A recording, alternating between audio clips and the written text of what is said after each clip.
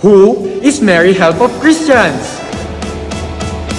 Sino nga ba si Mary Help of Christians? Si Maria Saklolo ng mga Kristiyano ay ang mahal na birhen mismo. Marami siyang pamagat tulad lamang ng Our Lady of Lourdes, Our Lady of Fatima, Our Lady of Manawag at iba pa. Ngunit may isa pa siyang pangalan. Ito ang Maria Saklolo ng mga Kristiyano o Mary Help of Christians. Pero siya pa rin ang nag-iisang Birheng Maria. Ang mga katawagan sa kanya ay tumutukoy lamang kung saan siya nagpakita at kung saan naganap ang kanyang aparisyon. Si Maria ang ina ng ating Panginoong Hesukristo at ang Maria Saklolo ng mga Kristiyano o Mary Help of Christians rin ang patron ng mga seminarista sa tatlong seminaryo, sa Binmaley, sa Bunuan Dagupan at sa San Fabian. Naway sa kanyang makapangyarihang tulong, ang mga kabataang lalaki ay tumugon sa tawag sa pagpapari. Si Maria ay palaging gabay ng mga seminarista sa kanyang paglalakbay tungo sa buhay pari.